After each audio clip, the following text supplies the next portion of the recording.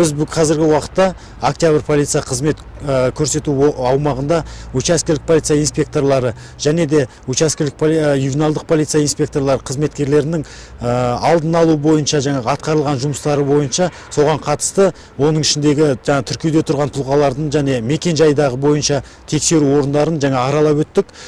Сонымен қатар профилактикалық әңгімелесу жұмыстарын жүргіздік, құқық бұзушылықтарын анықтау, сонымен қатар отбасылық тұрмыстық салдағы құқық бұзушылықтың басты назар аударып, бұл жердегі айта кететін жайт, учаскелік полиция инспекторлар күнделікті қызметте әртүрлі жағдайларға және де азаматтармен кездеседі. Сондықтан олар заң шеңберінде көмек көрсетіп, солармен бірге заң шеңберінде солардың жұмыстарын, жағдайларын шешуге тырысады.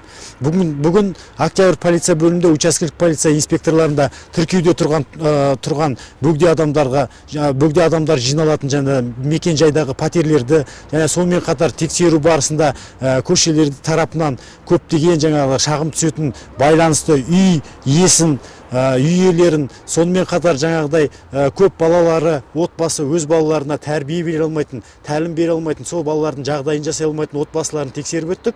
Сондықтан өздеріңіз көріп отырғандай көптеген ауқымдағы жұмыстар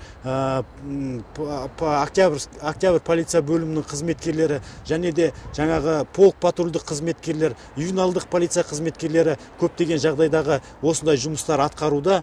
Біздің қызметкерлер өзі таңертеңгі сағат 9-дан бастап қызметтеріне кіріседі. Содан кешкі сағат 9-ға дейін учаскелік полиция инспекторлары өз аумақтарындағы, өз ауданында қызмет атқарады. Учаскелік полиция пункттарына адамдар әкеледі. Жаңағыдай шағымдар түскен жағдайларда солардың арыздарын қарастырады. Сондай құжаттармен де көптеген құжаттармен де айланысады.